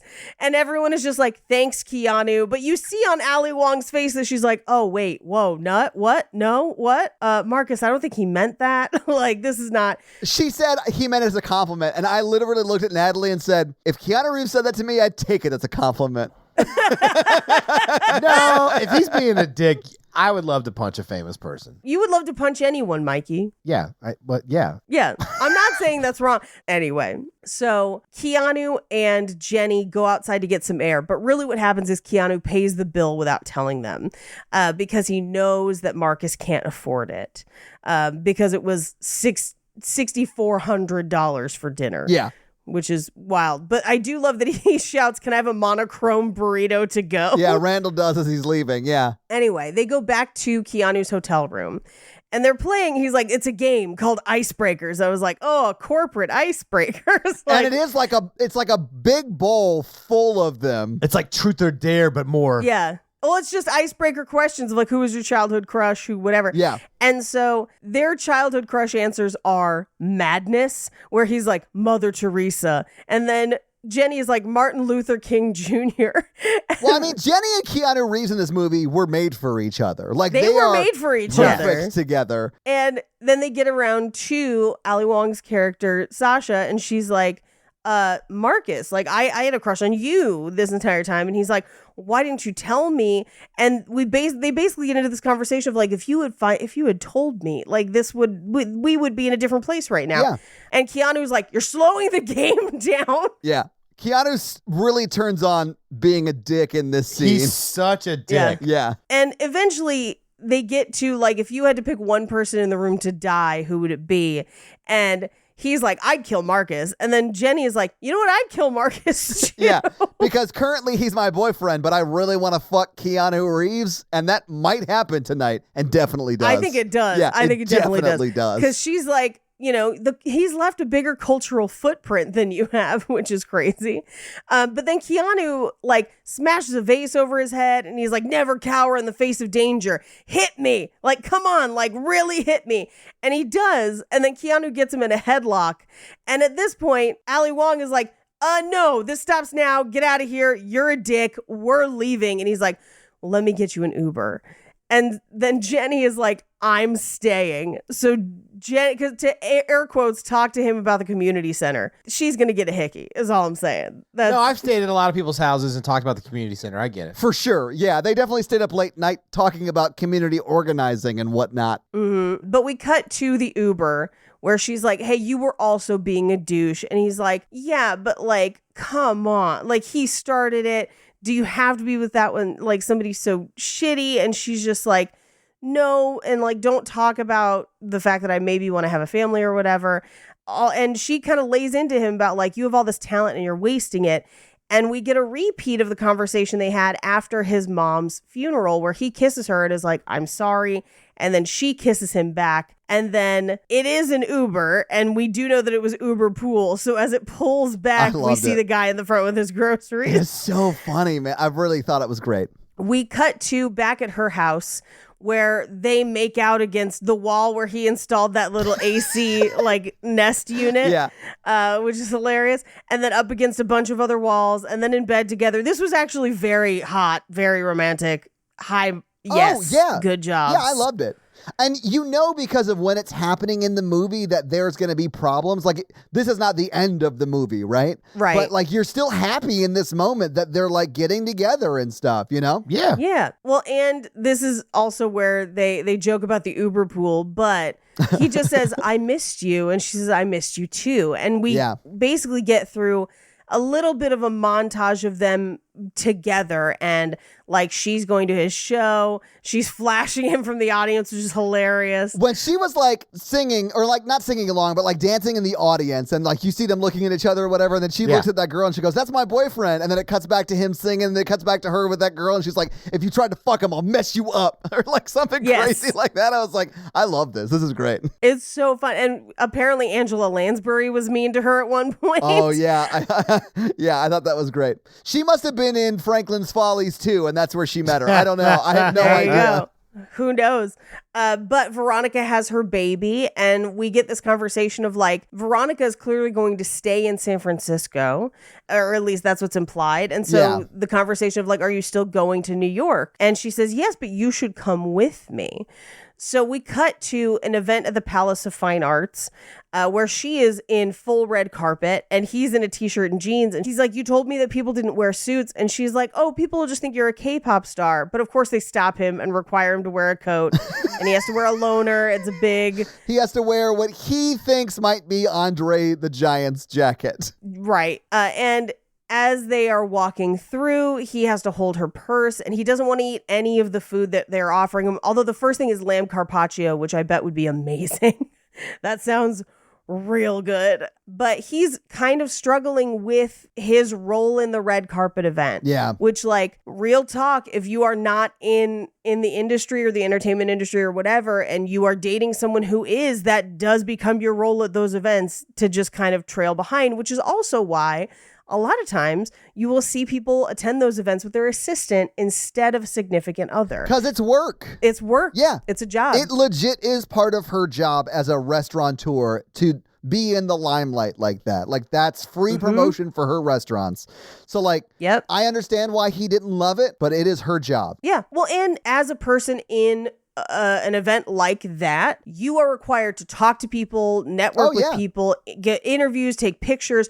You don't really get to sit down and hang out at all. It is a work function. So like, sometimes I take Jake to that shit. Sometimes I don't. It depends on what the event's going to be. Yeah. Because, and it's also why I don't always take Jake on trips, because I'm working a lot of the time. It's not as fun times or whatever.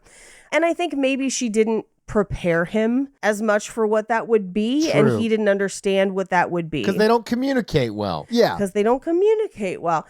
And here's the thing, because I don't think she's being standoffish or selfish or mean or anything in these scenes. I think he did not understand what he was in for. Yeah. Well, no, and she should have explained the wardrobe, but maybe a little bit better. The wardrobe definitely, but also explain how those events tend to go. Mm-hmm. Anyway, so we cut to them, or she is kind of on the step and repeat. And she introduces him. She's like, this is my new boyfriend. He's just a regular guy. And she meant it as a compliment. And she really did. I do believe that think she she did did not too. mean that as an insult. I think she meant it as a compliment. Yeah. But he takes it as an insult because he doesn't understand what that means in that world. And so we cut to them at home as she's about to go out to another event. And she's like, so, what's the deal? I'm leaving for New York. Are you coming? And he's like, no, I've got the audition. He's like, well, when are you coming back? And she's like, well, I'm not. Like, I have to open the other restaurant and then I'm on to whatever the next thing is. Yeah. So, like, from New York, it'll be somewhere else, right? Mm-hmm. And he kind of lashes out at her and everything that her life is. I think in a somewhat unfair way. Yeah. I think he's being incredibly unfair to her in this moment where he's like, it's this bougie, elevated Asian cuisine. Like, my mom taught you to cook and that was good. And you don't do anything authentic. You do this high end thing. And it's like, yeah, she has a business. Like, she's a celebrity chef. Like, she has become famous for being really good at something. Right. Yeah. And built an empire for her, basically. And he's like, well, you just do this for rich white people. And she's like, well, then if you hate so much of everything that I have built and what I am, why are you dating me? And he's like, oh, I guess I'm just here to carry your purse. And she's like, no, but that's like the job at that event, basically. Like, don't shame me for being ambitious and building this thing. And it goes off of like, I'm not scared. He's like, you don't support me. You hate the band. She's like, I don't hate the band. And like, we've seen her at the shows. No, she's like, been overly supportive of the band. She loves the band. right. Yeah. And she tells him like, don't come tonight to whatever their event is. And as she's leaving, even though they've just had this fight, she says, I love you. I've loved you since you were kids, but I need you to understand that this is my life and I want to come home to you even when you're being an asshole like you're being today. Yeah. And I want to figure it out with you, but I'm going to New York. So if you're not coming, I need to know right now. And he says, I don't want to go to New York with you. She says, coward, and gets into the limousine. And I feel like the answer truly was, I don't want to go to New York with you because I'm not sure what my life looks like in New York yet, Right. which is a more nuanced conversation, but that's not what he says That's to not her. something you can yell back and forth from the balcony. I mean, you could yell, I think I want to talk about this more with you at a time when we're not having an argument. That's what I think you yell back. You don't yell, no, let's break up. Yeah. So she goes to the event. We cut to later where she is moving out. She's going to New York. And Veronica is like, I feel like you should not give up on this. And she's like, I'm done talking to him about it because I have tried to talk to him about it. Yeah. And I'm not changing. I'm not going to New York. So I'll call you from there. Bye. Yeah. He goes home and finds out that his dad has been dating the Diana Ross impersonator from the party the entire time. I love that. Love that for him. I loved it. Love that. Yeah. And his dad is like, why the hell didn't you go to New York? And he's like, well, I have to take care of you. I've got the band. I got all this stuff. And his dad is like, hey, idiot, I'm fine. Like, I got Diana Ross. I can also inject my own insulin. We both lost your mom. Yeah. And I tried to give you space so you could move on, but instead you let the world pass you by. So please take a chance on something. Let it be her. Yeah. Basically. It's a really sweet scene where his dad's like, I don't need you to be my caretaker. I need you to live your own life. And Yeah. it's super sweet. Yeah. Now, I will say, he did wait till he got a girlfriend to have this talk that he obviously knew he needed to have a couple years ago. Yeah. Well, I think because he didn't like Jenny, I think it's more like Sasha was an option, so now I need to have this conversation. Right. Does that make sense? I think he knew Jenny was never going to be his daughter-in-law, Yeah. but Sasha very well could be. Yeah. Anyway, we cut to the Southie where he's supposed to have an audition, but he has been drinking before the audition. And he does horrendously badly. He ends up peeing on stage. The fact that they let him come back and audition after he urinated on their stage was amazing to me. Astounding. But the first one goes terribly because he's shit-faced. Well, yeah. And the band is like, you're so selfish. Like, Because he was so selfish. yeah. Anyway, so he starts calling and leaving her messages like, hey, I'm so sorry I messed up, but I'm going to keep trying. And we find out that he took over merch and online sales have been through the roof. And we cut to New York where her parents have come to visit because they found her address on Google. And I'm like, girl, why is your address on Google? Also, why don't your parents know where you live? Like, she doesn't have a relationship with her parents so aggressively that it seemed like there was some trauma there that is just not talked about. It's more than just like I was a latchkey kid. Well, and that's the thing is, like, I really do think that his mom became kind of her parent. And when she lost her, like, I don't know that she had a time to develop much of a relationship with her parents. And I think she holds them responsible. Do I think that they were trying to do it for her, you know, so she could live and have a life? Yes. But like, Yeah. that is still complicated, you know? And they're also, now that they have more time, trying to have a relationship with their adult daughter. Yeah. Which I think is super appropriate and sweet. Right. Sure. And so they show up to see her get that award. Yeah. And they reveal that they went to her new restaurant and paid full price and didn't tell them they were her kid. Because there is a running joke that they are always like, they won't tip and they won't, you know, they use coupons and everything. And so it's this gesture of like, we think you are worth the full price. Yeah. Meanwhile, in San Francisco, he shows up at her office to just see if she's there, try and drop something off to her, and to at least give it to Veronica to give to her.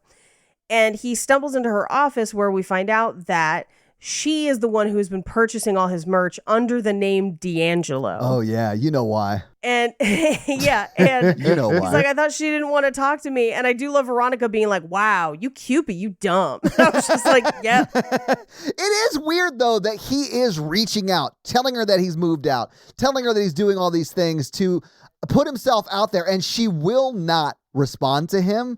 So I understand why when he walks into that room, he's confused. It would make me very happy. I'd be like, oh my God, maybe she does want to still have a relationship with me. Like, Yeah. like I got why he was confused as to why that had happened, because she has not spoken to him in what seems like might be a month and a half. They definitely need some counseling on their communication skills. I agree. Agreed. Yeah, but that's stuff you can learn in counseling. Like, that's stuff I've learned like over the past 5 years in counseling. Because also, I've never gotten into a fight that just ends. Usually my fights keep going too long until then it ends. Well, that's because of the way you Yeah. fight, Michael. See, I'm the kind of person who fights and then they stop and we just never talk again. That makes sense. Yeah, because I'll get to a point where I'm like, oh no, I'm just done with this person. I learned to fight from the movie War Games. The only way to win is not to play with me. That is such a specific, weird 80s reference. What? You guys are making fun of my references like all month. One guy posted in the Facebook group that they had seen Upside Down Boy or whatever. So Oh, there. cool. One person out of what? Like Thousands of 50,000 people? That's all that matters. If it's just one, if you can help just one. If you can help just one person. Anyway, we cut to the event where she's getting her award and he pops out of the paparazzi. Oh, can we talk about who she brought as a date? She brought her parents. Yeah, I love that. I love that she brought her parents, because it does, even though we don't see it, imply that they're going to work on having a real relationship. And Yeah. I like that part of it too. But yeah, he does sort of nuzzle his way up front and be like, hey, I have a question or whatever. And then he says what he thinks is a bad speech. And I thought it was But it very is a sweet. great I speech. was fully sobbing by the end of this movie. It is great because it is him basically being like, I want to be where you are. Yeah. I don't care what that is. I will figure it out. And I can hold your purse. It's this whole thing. And I was just like, oh God, oh my God. It's so fucking sweet. And she's even like, that's the bad version. Yeah, It's what was the amazing. good version? Yeah, it's so sweet. I loved it. But they do kiss and she's like, this is nice. Where'd you get this? And he was like, oh, suit tree or whatever it was. the like fake suit place. And he's like, I think these pants are made out of paper. It's so great. But they go through the award ceremony and she's like, are you still hungry? Because it's like quail egg parfait and stuff. She's like, I've got a great new place. It's deep in prep mode. It's lower key, but you'll love it. Yeah. So we go to her new restaurant and it's his mom's recipes named after her. Yeah. And this is kind of her like This is the one that would franchise and have multiple locations, definitely. But she was basically This would like, be her Chipotle. yeah, It's higher than that. Like it's still like a sit down restaurant. this is her like Guy Fieri restaurant. Yes. Like, yeah. Got Ferris chicken? Just a little bit of Allie's fries. Yeah. yeah, exactly. But she basically says that she wants to make food that makes people feel at home the way your mom made me feel. This made me cry so much. This part made me cry yeah. more than the stand and repeat thing made me cry this just a part minute made ago. me tear up Yeah. every time. And then I'm like, but why is it in New York? Don't think about it. I think they're going to build one in San Francisco. Me too. I do love that she flew his dad out and his Diana Ross out, his new girlfriend or Yes. whatever. Yeah. I loved that. I thought that was so sweet. And that she's got the painting. And the painting is beautiful because it's like their mom in Yes. between, the dad and Randall. And it's like blue, but it would be in the shape of angel wings. Mm-hmm. And that is what illuminates them in color. It's Well, it's fucking because she didn't finish beautiful. it. Well, no, I know. But whoever Yeah. actually painted that, the blue that illuminates all the characters in color is the shape of what would be her angel wings. And I loved it. I loved it so much. It's very nice. And we cut to the credits where we get everyone's baby pics. And that's the movie. So having seen the movie, having talked about the movie, what did you guys think about Always Be My Maybe? It was I good. loved it. Yeah. It was very good. It really is. It was so good. The episode's probably boring because there's just like Yeah. not a lot of runners in here. I really did feel like we were just like, yeah, that was fun. Oh, that was such a great touching moment. Oh, yeah, that was great. Very funny. But like, it is. It's definitely a movie everyone should see. I'm mad I haven't seen it up until this point, but largely because I wish I could have said I've seen it 5 or 6 times. I thought y'all had seen it because I watched it when I came out and I was like, I love this movie. Yeah, never seen it. Glad I have now. Yeah, me too. This came out before we started this podcast. So I definitely think we would have done it earlier had it come out when we were doing this podcast, because I do remember people talking about it, but I just didn't catch it in the moment. But Yeah. but everyone should watch this movie. Yes. But Paige, do you have any fun facts for us? I do. Well, hit us with your fun facts. Always be my baby. Fun fact. So we already covered that they sent the script to Keanu Reeves and he was like, I would love to be part of your love story. All of his scenes were filmed in 4 days in between Wow. shooting days for John Wick Chapter 3. I was about to say, damn, it took 4 days for those 3 scenes, but that makes sense. And they shot a lot of this in basically Vancouver instead of San Francisco. Okay. And even though it's supposed to be San Francisco. But for him, he was shooting in San Francisco at the time. So they actually had to go and film his scenes in San Francisco Nice. to accommodate his schedule. But if Keanu Reeves is going to be in your straight to Netflix released movie, you're going to accommodate his schedule. Yeah, Yeah. absolutely. During an interview on NPR, Ali Wong actually said that when they were writing this movie, they wanted to get rid of the makeover aspect of a rom-com, and that she wanted her to have her glasses the entire time and wanted her to be authentically her the entire time, not have her do like a makeover or air quotes improve herself to win love. Like a glow up or whatever. Yeah. Yeah, there's not really a glow up. Now, Keanu Reeves also allegedly improvised some of his scenes. What? Yes. And the I missed your light, I missed your soul. It's a lot of some of the crazier things are improv, which is great. That honestly doesn't shock me a lot. Now, if it was not Keanu Reeves, they had a list of a number of Asian or Asian American actors, Okay. or notable celebrities to consider. So there was an actor from Hong Kong named Tony Leung, a Filipino American actor and martial artist, Mark Dacascos, Okay. M. Night Shyamalan. Oh, cool. Okay. American film director, Indian American film director, and then for a choice that was not Asian, Paul Giamatti.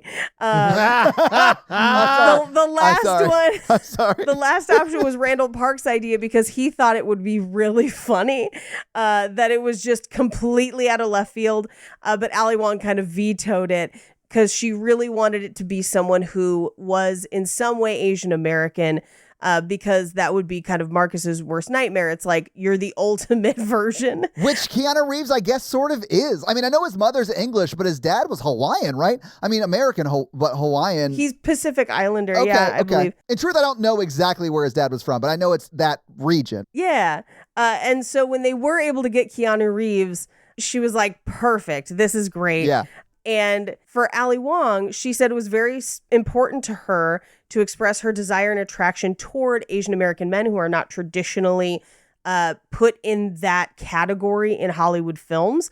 But she said since she first watched Speed, she was very aware that Keanu Reeves was Asian American because her family and community wouldn't shut up about it. And she said maybe other people didn't know, but I never forgot. Yeah. And that's why they went after Keanu Reeves. He has Chinese and Hawaiian ancestry on his paternal side. Okay. It is his dad. Okay, cool. Cool. Yes. The restaurant that they go to in San Francisco, known in the movie as Maximal, is actually San Francisco's contemporary Jewish museum. Oh, okay. Yeah. The band name Hello Peril is a pun on and comic reappropriation of the term yellow peril, a phrase from the 1800s that described a form of xenophobic bigotry held by white people against Asian people. Yeah, okay. And the racist propaganda that was produced to basically encourage such fears in white people. In the United States, the fear of Asian immigrants was codified by such racist laws as the 1882 Chinese Exclusion Act, Yeah. as well as putting Asian Americans into internment camps during World War II, particularly in California. Yeah. And during a June 2019 interview with Pitchfork, Randall Park acknowledged that the band's name was a play on that idea. He said that he wanted it to be an Asian American band. You'll notice that all of the band members are Asian American some way. And the band name is a take on that historical term. It was very important to them. That's great. To have that representation in the film, but also the band is awesome. I liked it too. Like, I They want were an really album. good. I really do. Like, Yeah. They originally wanted to shoot the entire thing in San Francisco. However, due to budgetary restraints, they shot 6 weeks in Vancouver and then 2 weeks in San Francisco to accommodate Keanu Reeves' schedule. The penthouse suites are filmed at the Fairmont Hotel. oh, okay. Mhm. Yeah, In real life, Randall Park is 8 years older than Ali Wong, but they look pretty close in age. They look great. they do. Yeah. In the end credits, the song I Punched Keanu Reeves, Randall Park raps that he should join the Justice League and the Avengers.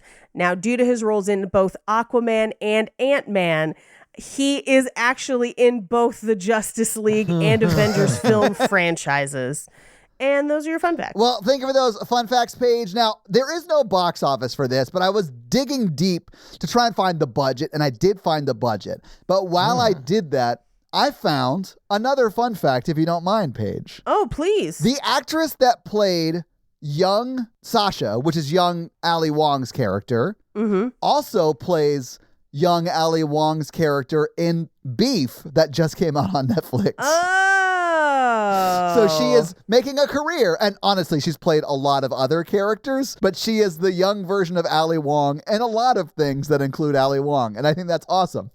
Okay, so what do you think the budget was for Always Be My Maybe in 2019? I think this movie cost about $6 million. Okay. 10. Mikey, you're closer. It was $19 million. Oh, wow. Okay. I know. I was a little surprised by that too, but it does look good. It looks good. I would Yeah, say it's on the screen. They do a lot of big shots that have a lot of extras in them, which I was surprised by. Like the bar shots, not bar, but the shows that Randall's band puts on, there are a lot of extras there. When they're going up on like the red carpet events, there's a lot of extras there. Like that's the kind of stuff that costs a lot of money. And we see a lot of that in this movie. And it's great. It's awesome. Now, I don't have box office receipts because it wasn't released in the box office. It went straight to Netflix, but Netflix reported the film was viewed by 32 million households in its first 4 weeks of release, which is good. Yeah. But there is no box office to speak of. So that's your box office. Mikey, do you want to hit him with that romance scale? Yeah, the romance scale is a scale of 1 to 10 of how romantic we found the film today. Yeah. Paige. I'm going to give this one a 6. Yeah. I'm a sucker for friends to lovers. Like, I love it. I'm going to give it a 7. I fully Aw. same. I love this movie. I think I'm going to give it a Yeah. 5. Now, is it because you've seen it a bunch and it just didn't pull on your heartstrings as much? Or because you want to see more of them. I want to see, you want to see more of them, and like Yeah, their I get issues that. don't super resolve by the end. It's just like, good luck. They're going to need some therapy. Yeah, sure. Yeah. But I do think they're going to stay together. Me too, and I was going to ask that next. But I also think they're still together, Paige. Okay, I think they're still Yeah. together too. Yeah. And that's our romance scale. Nice. Yay. So this week, Paige, you made us watch Always Be My Maybe. Mikey, it is your turn to pick next week, right? Yeah. What Tom Cruise movie are we watching this week? Exactly. Well, my friends, I think we're going to go straight to the big one. Is it Days of Thunder or Top Gun? Well, those are not romantic films. Disagree. Have some romantic elements. Jerry Maguire. Oh, Okay, shit, yeah. The human head weighs 8 pounds. I remember really enjoying this movie when I watched it the first time, and can't wait to revisit it. I have never seen it all the way through. I have weird feelings about Tom Cruise, where I think he's a weird person, but I think he's so good on film. It's just a weird thing. I loved the new Top Gun movie. I can't. yeah. I I did know that he's in bed with David Miscavige, basically, but that Top Gun movie fucking slapped. Do you mean literally? Because I could buy that. There's a reason Shelley's been out of the picture for a while. It's a toss-up. It's a toss-up. We might never know, but we can always speculate. So your homework for next week is to watch Jerry Maguire and then report back for that episode. I doubt it holds up, Yeah, probably not. but we'll find out. I have no idea if it does. Yeah. I'm ready. So Mikey, do you have a review for us to read? No, not yet. Well, while you're looking one up, let me tell them how they can have their review read on the podcast, and that's to leave us a 5-star text review, and we'll have Mikey, who's lovable and adorable, read it for you. Mikey, whose review are you going to read this week while I look up and see what time Taco Bell closes? Oh, it's only 9:46. It's got to be later than that. Hell yeah, my Taco Bell closes at 1 a.m. I'm going to read Chelsea LC's What does Chell LC's have to say? title of her review. Taco Bell is about to close. Is that really the title? Yes, it It's is. very prophetic. That's amazing. Amazing. All right, Amazing. well, please read it to us. Love you guys. I request for all episodes to be recorded in the wee hours with Todd providing constant timestamps worried about Taco Bell closing. The episodes where you descend into madness are the very best. Well, you're going to be disappointed in this one. We stayed very podcasty. It's because the movie's so good. There was no descent to madness. But yeah, I agree. I love the ones that just go nuts. Thank you all for all you do. I hope Paige gets a house. She did. I did. Mikey found love. He hasn't. And Todd has a good day. It's been a while since I've had one of those. Your goals are smart goals. Yeah. Measurable, realistic, trackable. Hooray! 5 stars. Well, Chell LC, thank you so much for that awesome 5-star review. And if you want to have Mikey read your 5-star review, leave us a 5-star review. So, yeah, guys, if you like this power throuple that we have here on this podcast, make sure to check out our other podcast, The Horror Virgin. And that is the only other podcast that Mikey and I are on. But Paige gets around, and she is on 2 other podcasts, Black Card Rehab, and Cult Podcast. So guys, definitely check out those because they're amazing. If you want to follow us on social, we are at Romancing the Pod Show Yes. on Instagram, and we are at something else on Twitter who I just have never taken the time to learn it. It's just Romancing Pod Show because they have a character limit and it's show SHO like Showtime. So guys, check that out as well. And if you want to follow us all individually, Paige is at Rampage Wesley everywhere, including TikTok, except for Twitter, where she is at Paige Wesley. Mikey is at M Randolph 24, and I am at Todd J Awesome everywhere. And guys, we got a P.O. box. So if you want to send us some love letters or whatever you might send to a P.O. box, it's actually not a P.O. box. It's like a regular street address. It's pretty awesome. It's 6688 Nolensville Road, number 108-34, Brentwood, Tennessee 37027. So send us some stuff. Yeah. And that's going to be it for us, you guys. I'm Paige. I'm Mikey. And I'm and I'm Todd. No, it's not keep it. And you complete us. To completion. I knew Judy really well, so I got to go, I knew her other way. You know what I'm saying? You knew her biblically is what you're saying? Her other way, and you take the other way. Can you tell we recorded an episode of The Horror Virgin last night? Paige and I, we couldn't do the right closing. I can tell. Bye! We'll see you next week for another Bonkers Movies, nerds!